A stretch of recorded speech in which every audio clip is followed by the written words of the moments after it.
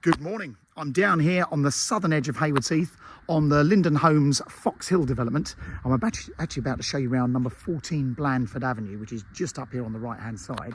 If you don't know this area, Cape Road, when you come down Fox Hill out of Haywards Heath, go past the Fox and Hounds pub and the next road on the right is Cape Road. Go right almost to the end and you'll see Blanford Avenue is on the right. It is actually before you as well, but the numbers start in the furthest section. This is number 2.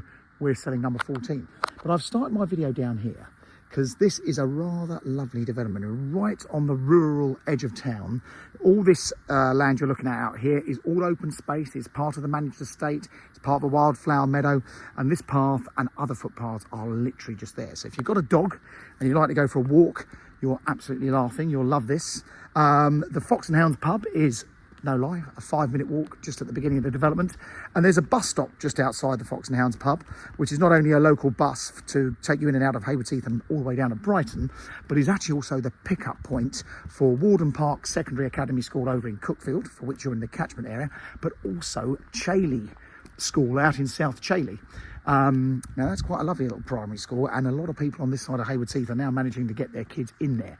This is officially, or was, part of East Sussex, so you're on the county boundaries here. So this is the house you're going to look at, the other side of this car. So it's a big 3-bedroom terraced house.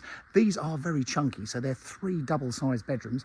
Again, down here, you've got another lovely open space. So a good bit of the development. This is the very last part of development, so it's the most spacious part as far as they didn't build quite so many houses.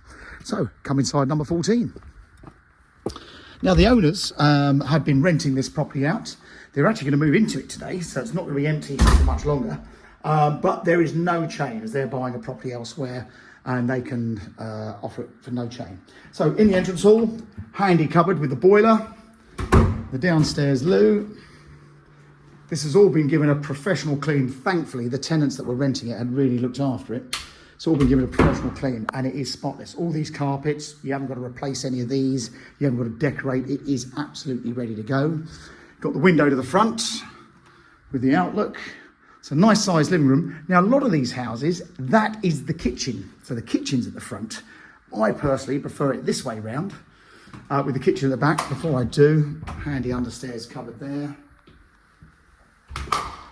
Whereas the kitchen being at the back, and they're whopping big kitchens, spinning onto the garden. That's where you want it, isn't it?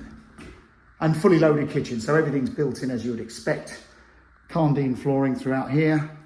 And while I'm here, let's look at the garden. So now this back garden, it's 40 feet by roughly 20. It's just under 20 feet wide.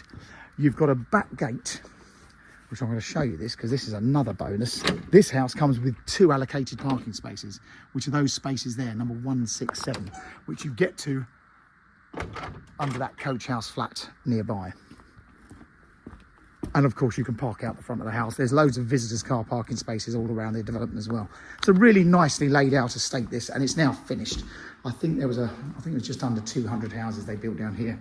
Might not have even been as much as that. I'm just going to take my shoes off. So other than a few little shrinkage cracks around the edges of things, this place is absolutely spotless. So upstairs, now you've got 3 big bedrooms. This is the smallest. That's a double by anyone's standards. This is the master bedroom. So a good sized room overlooking the back. Nice recess behind the door if you wanted to build a wardrobe.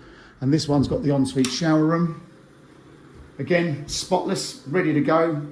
Not even any grime in the shower, so it's ready, nice and clean.